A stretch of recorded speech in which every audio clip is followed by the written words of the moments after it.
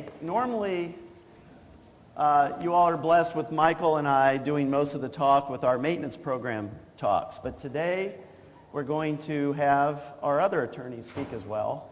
So you all know, here, come on out here, guys, just for a minute. Mike, you too? Okay. I know who I am. Come on. Don't be shy. I'm not going to bite. So, many of you are familiar with Chris Halkitis. Hey, guys. Right? He's the one that when you have your maintenance updates, that he's primarily the party responsible for drafting the amendments to your trusts or wills or those sorts of things, powers of attorney, healthcare surrogates. Today we're going to talk a little bit about, there's going to be three things, guys, that we're updating in the 2018 maintenance. So we'll talk about that today. And our newest attorney is Haley Donaldson. So say hello to Haley. Haley is a CPA like I am. She practiced for a few years, 3 years, as a CPA before returning to law school. She has a bachelor's degree from University of Miami, a master's degree from Texas, right? And she was only number one in her class from the University of Florida College of Law. So and I don't know if I've ever introduced Chris before with his credentials. Not only does Chris have a law degree, and he before that, he was a basketball player for Washington and Lee University in Virginia. He was all-state. Yeah. This might be in 5'10". He was all-state for Florida, Pasco County, right? In high school, and he has not only his law degree, but he has an LLM in taxation from WashU, which you all may know is a very prestigious university. So I like to hire people who are much smarter than I am, so that's why they're here. So they'll be presenting sometime today. So what we're going to be talking about today, thank you guys, is living in a digital world. And there's a lot of assets that you may have. There's a lot of many accounts that you might have that are digital in nature. And the law is just now catching up to how these digital assets are affected. So I'm going to turn, is it Mike, you're first on You this? just stole all my thunder, man. Oh, okay, well. So what the plan was Hirsch was just going to introduce us, and I was going to introduce the concept. Oh, okay. And so Hirsch just completely stole. No, I'm just kidding. All right. So no, that's right. So I'm going to turn it over to Mike because he's going to start with. Basically, repeat everything he just Thank you, said. thank you. But show a hand. I mean, who has a computer here in the room? Pretty much everybody. Who has a cell phone? Right? I mean, everybody has a cell phone. And so whether we realize it or not, we're leaving a huge trail of digital information out there on the internet. Everybody heard of the internet, correct? So that's what today's all about. What do we do about these digital assets, all this digital information that's out there? What do we need to do about it while we're alive? What do our kids or our fiduciaries or our trustees and powers of attorney, who do our people, what do they need to do if we become incapacitated or ultimately when we pass away to protect all of that and secure it and gather it? And so that's the point of today. So I'm going to turn it over to Haley. Haley's going to kind of walk through a lot of just some things that maybe we never thought about as far as the different types of assets. So I'm going to cover what is a digital asset. So we broke it down into three categories. So the first one is personal accounts. The second is online access to your banking and brokerage accounts. And the last is pure digital assets. So I'll give you some examples of each of those and also some goals that you might want to think about if you have some of these assets. So the first one's pretty easy, your personal accounts. So email. I assume everyone has email. Your Gmail account, your AOL account, Comcast, any such email account. Social media accounts. Is anyone on Facebook? Show of hands. Anyone on Twitter? So some of those social media accounts. Your personal computer files, some of the things that I save on my computer, personal photos, some medical documents, I save recipes, I save receipts, I save my tax returns. So all of those documents are saved in the My Documents folder on my laptop. And then phone data. You all said you had some cell phones, so there could be personal photos on those as well. You also probably store a lot of the contact information for your kids, your grandkids, your brothers and sisters, maybe your parents. And then also you might have some music or videos that you stored on your phone as well. So those are your personal accounts. So some of the goals that you might want to think about considering those personal accounts. You might want to preserve your family photos. So a neighbor of mine recently passed away. She was pretty young. I think she was only 45. And her husband had a really hard time getting into her phone to access all of the personal photos that they had of their son, and he was only about 13. So obviously he wanted to save those photos, so he kept guessing at what her password was, and the smart iPhone that it was kept locking him out for longer and longer periods of time, so that might be something to consider. I think he ended up with a 6-month block at some point. So then 6 months later, he could try a different passcode. You might want to maintain contact information. So you might have maybe your brother and sister's contact information, but your kids might not have that. You might have their email address, but your kids might not have that. You might have their address stored in your phone, and they might not have that. One thing you might want to do is monitor emails. So I get a lot of email alerts about my bank statement posted and the bank payment is due. And a lot of times I used to like getting my bank statement in the mail, and they just stopped sending it to me and just started sending me email alerts. So a lot of times we don't even have a choice now. We get our bills in an email, and they just stopped doing the paper bills. The next one kind of goes along with that, identifying some unpaid bills through your email. And then finally, you might want to close some of those social accounts like Facebook or Twitter to prevent any identity theft. So in the spirit of Halloween, there's actually something called ghosting, which is where somebody will kind of take over your persona if they find out you've passed away. So a lot of times, like through Facebook or other social media accounts, they can find out that you've passed away and use that information to kind of carry on in your identity. I think a character in The Simpsons did that. I just can't remember which one. I think it might be the creepy guy that worked at the school. So moving on to the second category, so online access. So you might use a login, a username, and a password to access your checking account, your savings account, your brokerage account, your retirement account, your 401k, your IRA, any life insurance policies. And to make it a little more difficult, they're all on a different platform, they all have a different username, and they all have a different password.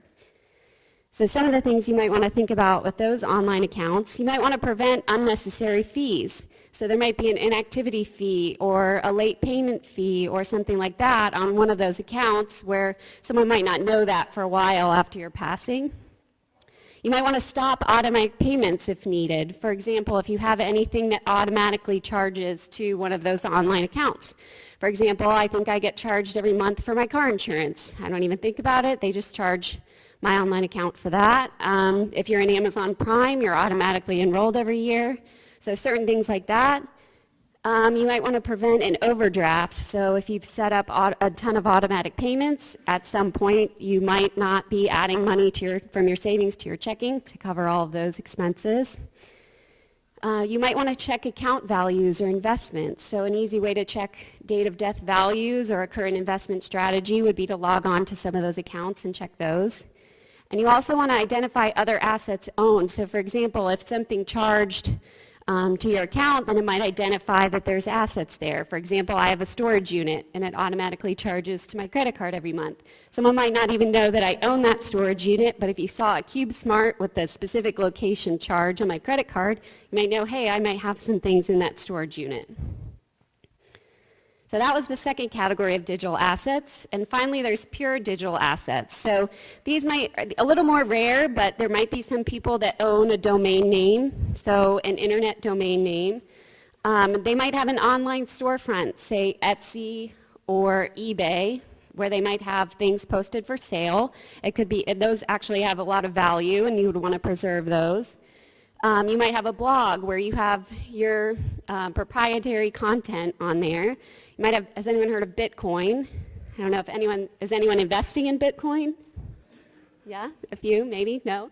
Do you have money sitting on a PayPal account? That's another example of kind of like a pure digital asset.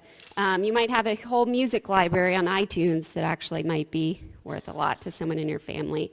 So the real difficulty with those pure digital assets are just identifying them. So a lot of times people won't know if someone else invested in Bitcoin. I read an article about, I think it was like maybe an 18-year-old that passed away, and his parents found out maybe like a year after he had passed away that he had all this money in Bitcoin, and it was actually worth about $50,000 because he bought in at the beginning, and then it kind of skyrocketed. So it's difficult to identify those digital assets.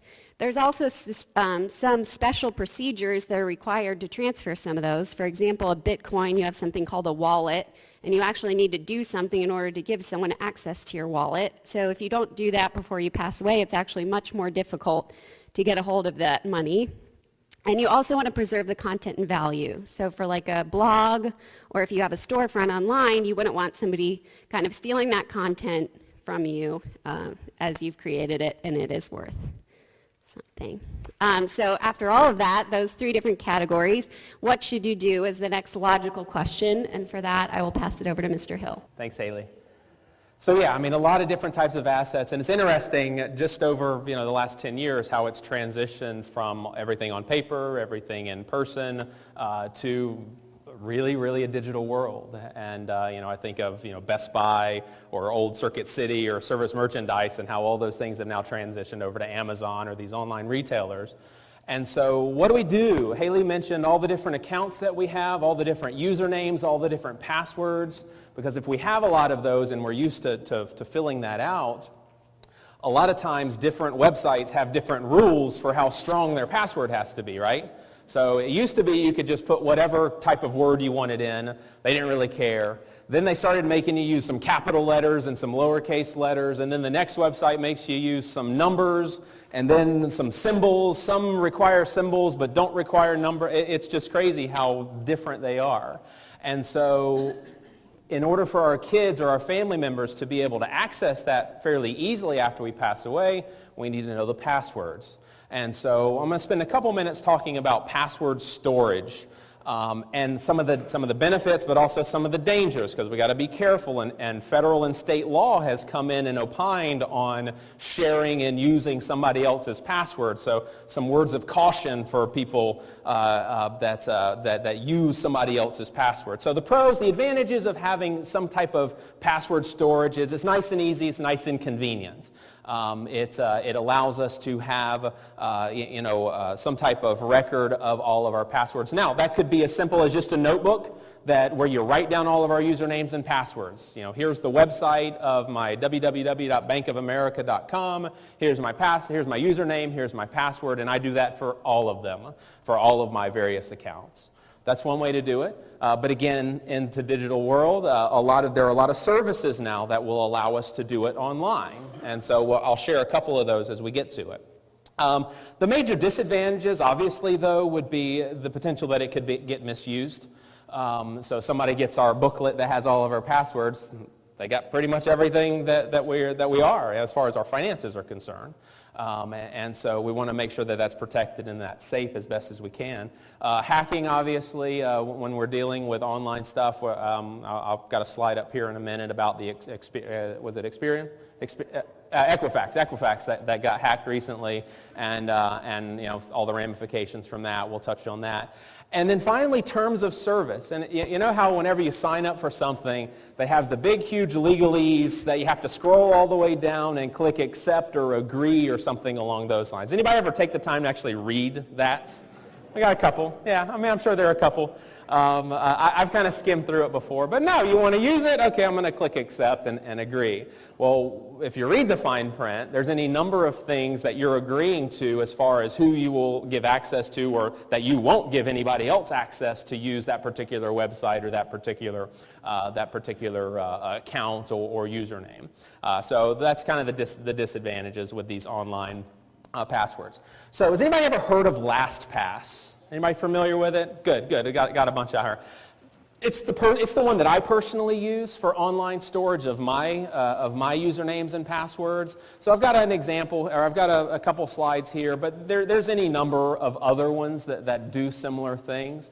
But LastPass, it's fairly clever, and what it'll do is you have all these usernames and passwords, like I said earlier, some of them capital, some of them lowercase. Hopefully they're not all the same, because passwords need to be different across, because if one gets hacked, they have your, for a forum or some kind of message board for Florida Gators football or something, and that particular place gets hacked. Well, guess what? If I've got my username and password the same for my bank accounts, well, guess what the hackers have over here? And guess what? They're smart enough to try hacking into other types of things with those same usernames and passwords. So what LastPass will do Instead of trying to keep track of all of this, they will do it for you.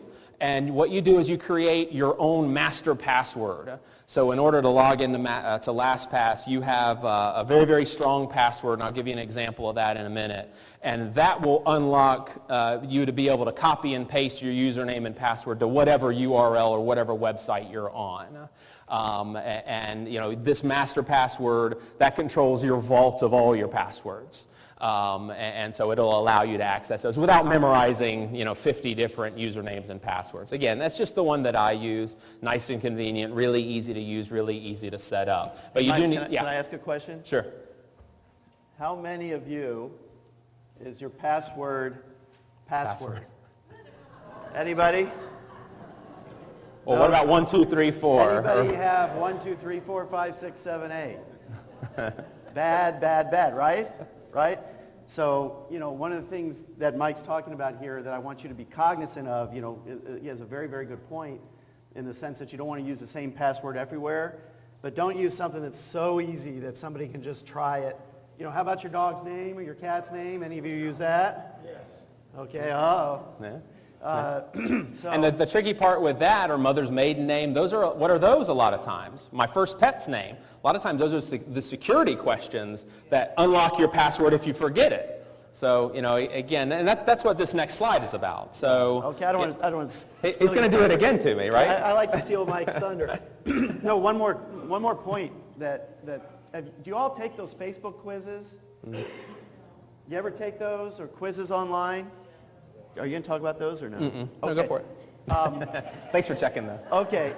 Well, you know, sometimes those quizzes will ask, you know, what's your dog's name? What's your favorite color? Don't take those quizzes. A lot of times, you know, those are hackers who are trying to get that information from you so they can try to, you know, when you try to go in the bank and they have those what are those questions called? Yeah, the security questions. The security questions. Thank you. Yeah. Yeah, that's a legal term that I didn't know. A security question. But in any event, you know, a lot of those questions that they have on those forums, on those quizzes, are what the hackers want to know to try to breach your account. So, right. So you just want to be careful. Yeah. Always be careful. And so the next slide here is, you know, what makes a password strong? And again, this might be familiar to a lot of you, but you know, capital letters, lowercase letters, numbers, and symbols. Like I said, some places don't allow symbols. But symbol would be like an exclamation point or an @ sign or an ampersand or something along those lines. Here's one, the words that aren't in the dictionary. You know, don't put, you know, like I know Craig says password, but you know, don't put something that's in the dictionary, because one of the ways that these people will try to break a password, it's called a brute force attack, where they just kind of go through every single word in the dictionary, trying it over and over and over again. And so if you have a series of random characters, that would obviously be the best. But guess what that is? That's very hard to memorize. One of the things that LastPass will do for you also is, if you have your master password, it will create a unique password for every single account that you're going to open, and that way you don't even know your password to your accounts. You use your master password that you do know to unlock those other ones. I personally don't do that because I like to know my passwords, but it's an option. So this last one is one that I use actually. It's not this isn't my password, but it's an example of how you can do it. Is you create an acronym for a sentence or a phrase or something that's important to you. And so obviously everybody in this room has to be a Gator fan, although this year not so much. But so here's my example. It's great to be a Florida Gator, something we always say. It's something that, you know, at football games or whatever. So what I've done is I've taken every single word in that and converted it to IG2B @ FG exclamation point. And you'll see a couple things. I've got, you know, instead of an A, I've got an @ instead of, you know, exclamation points at the end. I've got so every other character in my password is different. So lowercase, then capital, then a number, then back to lowercase, then, you know, so that sort of thing. And that's easier to remember. You know, I always remember that phrase. And I just need to remember, okay, it's lower, upper, lower, upper, lower, upper, that sort of thing. So just an example of how to create a strong password, and nobody's going to break that type of thing unless they you know, hack me some other way. And so the thought would be, don't write that one down. Oh, you can write it down, but don't put that one in the cloud anywhere. So that one's always going to be protected. So just an example. Here's the thing to LastPass. There's a free version. I use the free version. There's a premium version. You get extra features and that sort of thing. But that's kind of the one that I personally use. A couple of the other ones out there, before LastPass came out, I used this 1Password Place, Dashlane, RoboForm. There's all kinds of online password storage places. So we're not, I'm not recommending that you go with LastPass, but something along those lines would be very helpful as we start accumulating and still have accumulated all of these accounts. I mentioned the Equifax. If you haven't, it would probably be a good idea to go on the website and check and see if your information was breached and take just necessary measures. We got our credit, personally I had my credit card compromised a couple weeks ago. And so it's just a hassle, going through and changing everything over. But, it's a good idea to monitor your activity and just make sure that there's nothing breached, because it's always more difficult to go and clean it up once they've done all the damage. And so if you know that you're at risk, then you can go ahead and start it proactively. Now I mentioned, Chris will be next, but I mentioned earlier we do need to be careful with some things and sharing our passwords with our kids. I've had any number of clients' children after they've passed away come in the office and says, hey, I still have access to this account. Can I just, roll it into one of the other accounts and close that down?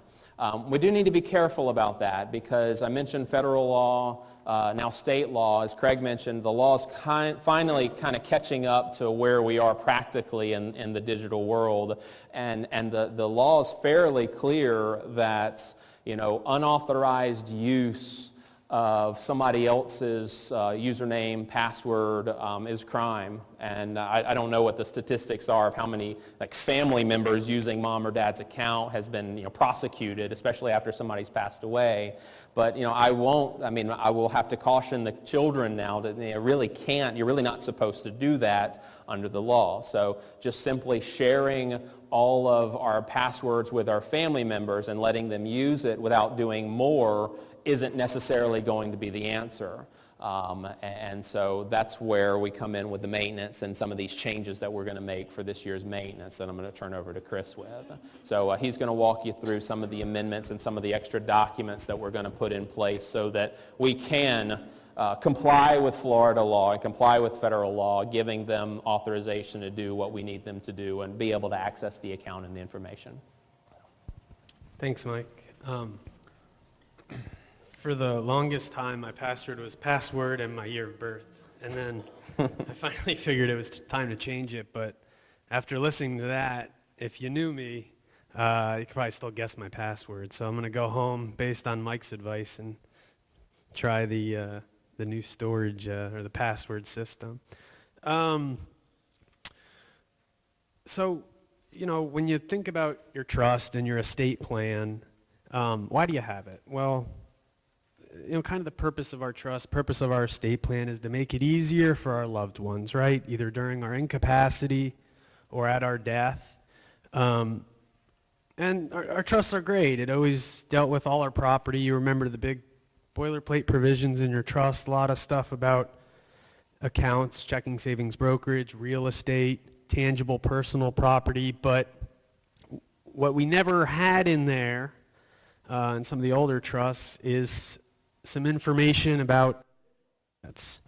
So we've had some provisions saying, hey, allow my loved one who's my trustee or my trust company who's my trustee, my bank or trust company, to access all my tangible personal property, access my bank accounts, access my real estate. But what about all the he was talking, and what about all the stuff Mike was talking about? So Florida law, and as Craig said, the law always lags behind technology. Florida law finally caught up very, very recently. So that's kind of the purpose of this workshop and the reason why we're now amending your trust maintenance program. One of the perks is we keep your document as the law changes. So law changes, Florida's finally adopted what's called a version of what's called the Revised Uniform Fiduciary Access to Digital Assets Act. Say that 5 times fast. I don't think I could say it again. I've been working on that one all morning. So Florida law's finally caught up, and the first thing we're going to do as part of the maintenance program is amend your trusts. Big, long statute, attorneys trying to make a short story long, so I'm not going to go through it, paragraph by paragraph, word by word, but what it essentially says is a user, so that's me or you, the person who ultimately has the account, the person who has the trust has the will, that's the user. A user may, the first paragraph says a user may use an online tool that the custodian offers. So the custodian would be Facebook, PayPal, Bank of America with your online account. So if Bank of America offers something, I think Facebook, I'm not a big fan. I'm not on Twitter, but I know, my wife is, she loves it. I know on Facebook they offer some, you can designate someone, it's a setting under Facebook. You can designate someone you name who can access your Facebook account after your death. So, not doing so good that one, okay. Thank you. So where was I? Facebook. So the Facebook offers that online tool where you can designate someone to manage your account or to access your account, post photos, post information, even terminate the account during your incapacity or at your death. The second provision says, you know what, if the custodian at Facebook, Bank of America, PayPal doesn't offer an online tool, the user, me and you, can put it in our estate planning documents. So I just want to talk about the first one, the online tool. Just be careful. It's convenient, to name someone with the custodian. My fear is if we amend your documents and we give your trustee authorization and your power of attorney or attorney-in-fact authorization to manage these digital assets, make sure they kind of match the person you name with Facebook or PayPal, because I'd hate to see there being a conflict. I name my brother Frank, but in my documents it's my trustee who was Frank, but he's no longer my trustee. So you may want to keep up to date with that if you try the online tool. So if you see one of your digital asset companies, I'll call them, if you see Bank of America offers this, just be careful, make sure you keep it updated. But the second way is where we come in with the amendment. So we're going to amend your estate planning documents. Like Craig alluded to, you're going to get three additional things in your annual maintenance package. First is going to be that amendment to the trust, and it's going to mirror a lot of the language in the statute, but essentially it's going to say, I give my trustee authorization to access not only the catalog of digital assets I own, so not only all of them, but also the content of any email communications. So the law kind of does a good job breaking that down into whether your fiduciary can access everything or including the content, or so we'll have that in the amendment. And remember the first provision of that Fiduciary Access Act says, hey, the user can do this. The user can put their authorization in their estate planning documents. The second part of the act says, hey, custodian, you must disclose to that person we name in our trust or in our will or in our power of attorney the information or access to the digital asset or a copy of the digital asset. So that's the second part of the statute. So again, as part of your A&P packet, number one, an amendment to your trust. Number two, we're going to have an amendment to your power of attorney, your current power of attorney that's in effect now. Remember the power of attorney, designed to be used during your incapacity. We name someone who can sign on our behalf, act on our behalf, enforce our legal rights. So we're going to add a digital assets provision to your power of attorney. Recently, with Halloween, we're figuring out what to dress up as, and I never really participate, but we have a 1.5-year-old now, so my wife's making us do like a family thing, and we ended up doing, he was Bam Bam because our little Benny is 16 months old and just goes around, knocking everything, breaking everything, biting everything, so, and we were Fred and Wilma, but But we were thinking of what to dress up as. She said, well, why don't you just wear a suit and a cape? And I said, what? That's kind of weird. What? She goes, you could be my power of attorney. Yeah, I told her I would tell that joke because I thought it was kind of good. Anyway, so power of attorney.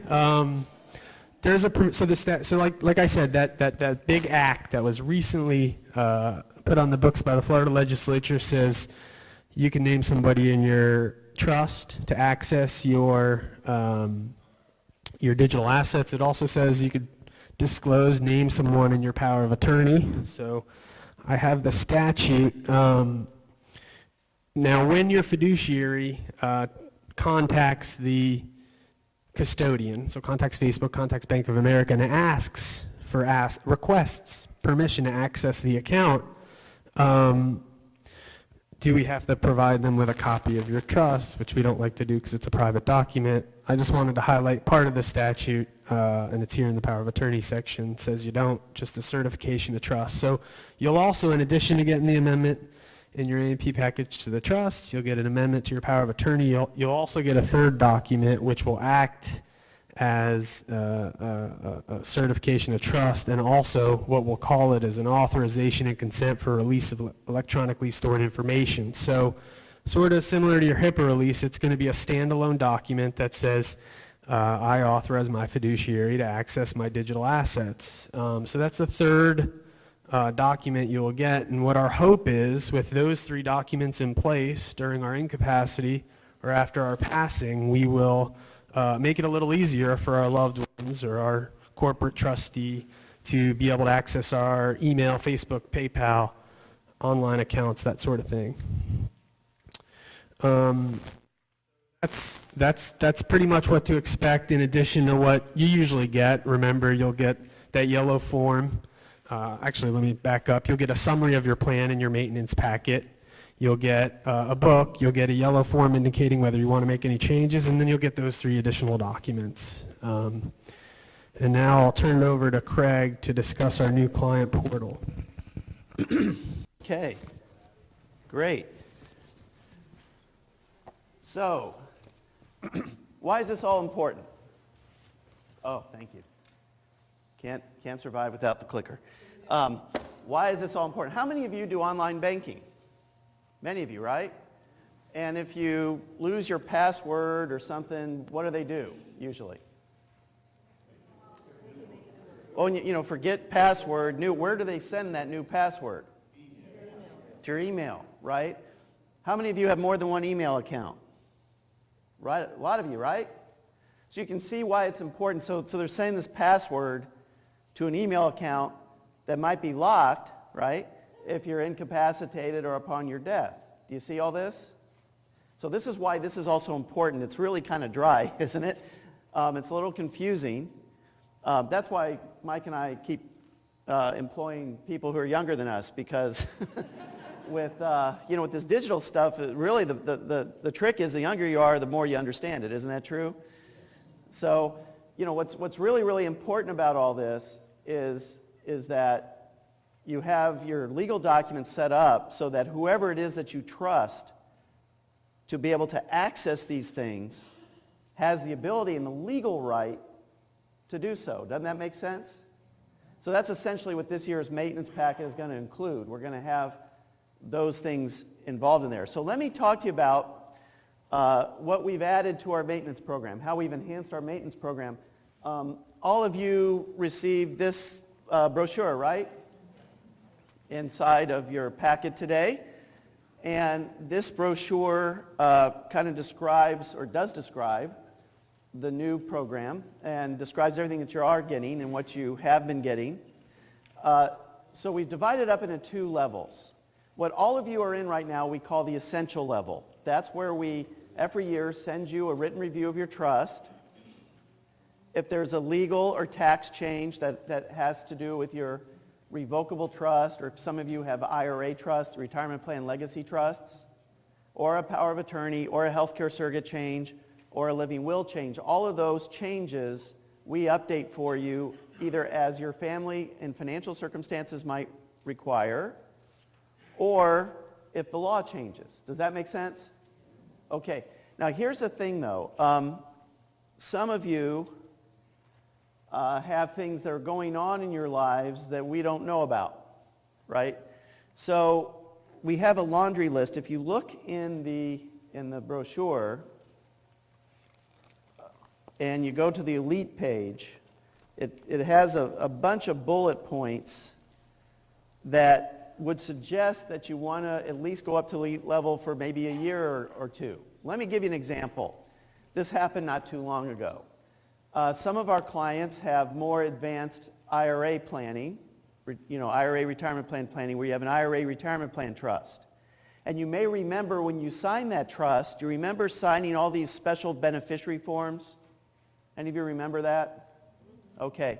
And they were attached to the custodian's form. So the custodian would be Vanguard or Fidelity or, the UBS broker, Merrill Lynch broker, wherever you happen to have your assets. Well, every now and then, what happens? You decide to change from, let's say, Vanguard to Fidelity. And you don't tell us. But you fill out the IRA form, and that's not really the way that should be filled out for an IRA retirement plan trust. Okay, that's happened with a few of our clients. When you change brokers or you change accounts or you change custodians, that's a reason to come to the Elite program, which I'm going to describe in more detail in just a minute what we do there. Here's another incidence when you might want to upgrade the plan to the Elite program. To the Elite program, let's say, for example, that your broker changes. You've been with Tom the broker for 30 years, and Tom was with UBS, let's say, or Merrill Lynch for 30 years. And then all of a sudden, Tom moves over to Edward Jones, let's say. So you don't care which outfit he's with, you just want to follow Tom, right? Right? Yeah, mostly? So I just want to make sure I still have you with me here. So when Tom moves, you move with him. And what's Tom's, in his haste, he wants to move all his clients to the new firm. So he fills out all these forms for you. Well, what happens? Well, instead of your brokerage accounts being titled in your revocable living trust as they should be, he just puts it in your joint name with your spouse or just in your single name. Or instead of your IRA account being named to your retirement plan legacy trust correctly, he just names your spouse or your children outright. Okay? Well, guys, we've seen that, right? We see that happen quite frequently. We don't know that that's happening unless you tell us. And then once you tell us, there's some things we have to do. So here's what the Elite program does. The Essential program, you really don't have a sit-down with us. But in the Elite program, you do. And it's not just a sit-down with an attorney in the firm. It's a sit-down with our funding assistants. You all know our funding assistants. Maria's here. Say hi, Maria. She's in the back. I love to embarrass them. And there's Maria. And Yolanda is here. She's on the camera back there. So Yolanda is one of the funding assistants. Is Amy here too? Amy's out front. Yep. Amy's hiding. Amy doesn't want to say hello. But see, you would sit down not just with the lawyer, you would sit down with a funding assistant to make sure that all of your accounts are updated. To make sure, like, for example, if you have a new property, you moved or you acquired a new real estate property, you want to make sure that the deeds are titled correctly in your trust. Those are the sorts of things that would trigger you to come in, and the Elite program is a cost-effective way to do that rather than paying all our hourly rates ongoing. Yeah, I was just going to add, a lot of our maintenance clients, they just like coming in and going through things once a year. And, our deal is, we just charge them by the hour for the time that they come in just to kind of walk through things, and that's fine. And so we tried to, since that's a growing more population of you people, we figured we would add a second level that included that more touch, that closer touch. Or, another example, you're deciding to make substantial gifts to your loved ones. We can all make, $14,000 a year gifts tax-free, right? To anybody we want. And that is supposed to might go up to $15,000, I read, so hopefully it's $15,000 next year. But if you're going to make large gifts to loved ones, someone's buying a home and you're making a large gift for that, or somebody just needs a lot of money for one reason or another, and you are making gifts to them, that's a reason. If you filed a gift tax return, the gift tax returns actually affect your estate tax return. If you have filed a gift tax return, please make sure that we do have a copy of it, but that's another reason why you might want to sit down with us and upgrade to the Elite program. When you upgrade to the Elite program, you don't have to stick with it every year if you don't want to, if you don't see the value in it. You can go back to the Essential program the next year if you do. So, we have the prices on here. They're listed. The Essential program, by the way, did increase a little bit, $100 for next year than what it was in the prior years. But you should know this. Mike and I started this program back in 2006. 2006. So we kept the price from 2006 to 2018 the same. Inflation has eroded into it, so we did raise it. Hopefully, we won't raise it again for another 10 years or more. Well, it's what is it now? The Essential program is $395 for a senior individual and $495 for married. So I just want to point that out. It did go up a little bit. Now, if you want to do the Elite program, we have a sign-up sheet in this, right, in your packet? Yes. There's a sign-up sheet. You can sign that and leave it with one of our assistants on the way out. If you want that this year, if you want to sit down with an attorney, one of our attorneys, if you want to sit down with us, and if you want to meet with the funding assistant, sign up for the Elite program. If you think, look at that laundry list in the brochure and see if any of that applies to you, and if you think it warrants sitting down with us. Oh, the portal. Where's the portal? Where am I? What happened to, okay. I'm getting old. I'm not as sharp as I used to be. All right, one of the things I was going to describe is the new client portal that goes along with the maintenance program. This is on both. This is on Essential and Elite.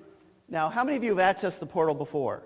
If many of you accessed your portal, you have a wallet card, right? Not many of you. Can't remember my password. Can't remember your password. Very good. That's great. I like that. So anyway, the new client portal, when is that going to go live, DJ? Okay, the new client portal is going live January 1st. DJ, who's manning the camera here, is our technology guy, and he created this. It's really, really cool. As before, you can access your legal documents any time of the day or night. So let's say, for example, that, God forbid, you have a heart attack and you go to the hospital in the middle of the night, and we're not open, so you can't call up Craig or Mike or Haley or Chris and get your healthcare surrogate and your living will emailed to the hospital quickly, which we'll do if we're open. If it's during normal working hours, we'll gladly do that for you. But your wallet card gives you access on the internet to this portal. It does now. You have access to this now. But there's additional features that we're adding. So if you have to, if the hospital says, where's your healthcare surrogate? Where's your living will? Don't sign their crummy forms. You did some really well thought out forms with us, some really well thought out documents. Make sure that you give them the wallet card, access your documents. You can just print them out right from the web. The hospital can do that for you. All right, does that sound good? Sound good so far? Okay. What we've added. A lot of clients would like to add things to their portal. We've had some clients talk about, can I leave a message? Can I leave like a note to my kids about what I want them to do with their inheritance? Can I add some pictures? I got some laughs on that. What is that? Is that a laugh because is that a good luck sarcastic laugh? What is that? Okay. So anyway, what you can do, which is really kind of neat, if you want to take a little video of yourself with your smartphone, and you can download it to, where would it be? My Files and Media. Do you see that? And there's instructions how to use that. There's going to be instructions on the web how to do that.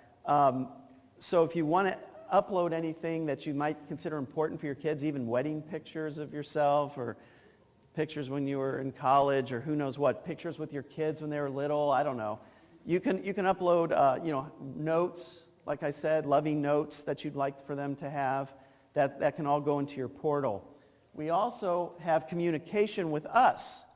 So you can log on, and if we have any updates that we want you to consider during the year, or, hey, there's a new, we're doing our workshop coming up, or this or that is happening, that communication will be on this portal. And I can't see very clearly. Did I cover it all, guys? News and updates. Yeah, so you can communicate with us. You can email us directly through the portal. You can talk to us through the portal. You can leave messages. And then we have the news and updates. We're going to be uploading maybe some of my more recent articles. Y'all got my article in your packet today. That's my Island Sun article. How many of you live out on Sanibel? Some of you read my Island Sun article out there. So we turn that into my blog, which is also on the website, which we can load into these communications. So we'll have all sorts of interesting information. It's more interactive with you. So doesn't that go along with the digital talk today? Kind of neat, huh?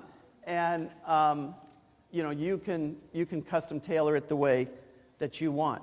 Also, by the way, you're waving your card. There we go.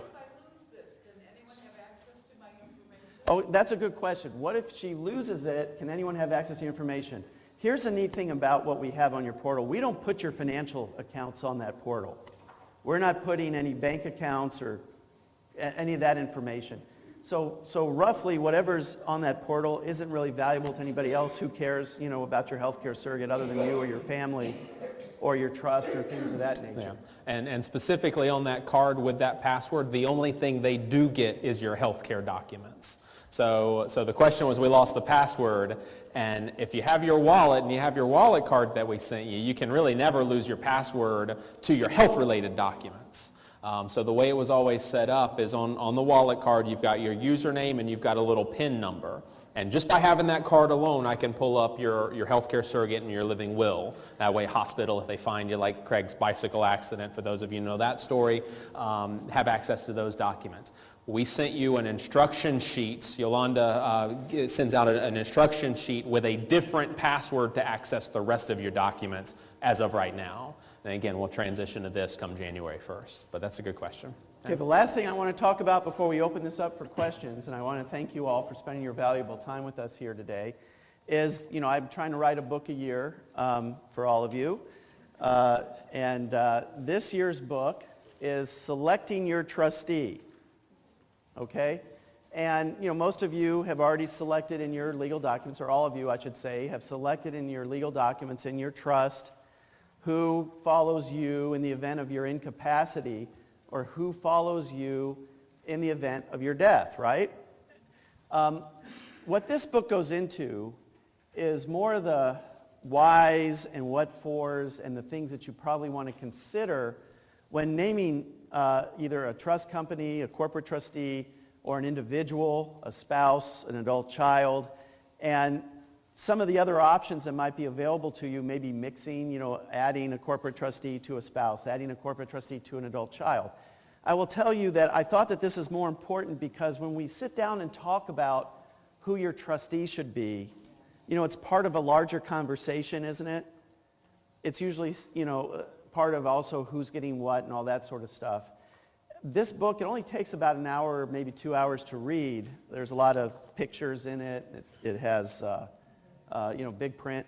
So it doesn't take all that long. Well, I need big print because I can't, look at me squinting trying to see this stuff. I can't see anything anymore. Anyway, so that's not just for you, it's for me. I'm 53 years old now, and I need big print so I can see things. So I can see cars are about to come on and hit me as I'm riding my bicycle down the paths these days. In any event, so it doesn't take that long to read. But I encourage when you guys get this book, when you all get this book, please do read the book. We've had a couple trust administrations in recent years where I will tell you that the adult children who were named as trustee were ill-equipped to serve in that capacity. All right? And there's a variety of factors. In one case, there was a a step-mother, stepdaughter's relationship that was not all that good, and it caused a lot of friction. The decedent, the client, did not really give either his wife or his daughters a whole lot of knowledge or what do I want to say here? A lot of background as to what was coming, or even what he had or what his worth was. And it became a bit of a nightmare. And we've had other instances where the adult children, they're quite capable. They're smart people. There's nothing wrong with them. I mean, they were good, honest, smart people, but they were just very, very ill-equipped. They didn't have the time to deal with the issues that their parents needed them to deal with. And they were completely lost and befuddled and almost adversarial, not only to us but to one another in carrying out their duties. So you obviously don't want that to happen, right? I mean, no one wants that to happen. We don't want that to happen for you. So our hope is that this book gives you a little bit of, it causes you to think a little bit more about who you've named and why you've named them, and maybe it also gives you some ideas to talk to them about. Speaking of those ideas, in the appendix to the book, we have a discussion of if you're interviewing corporate trustees, a bank or a trust company, what questions you might want to ask them. We also have in another appendix to the book questions that you might want to ask a loved one, which would be a spouse or an adult child, for example, who's serving as your trustee, and have an honest and open discussion. We also have a quick little appendix about differences between the financial power of attorney and the healthcare surrogate and those sorts of things. So we think you're going to find a lot of value in this book when you get it as part of your maintenance package this next year. So again, thank you.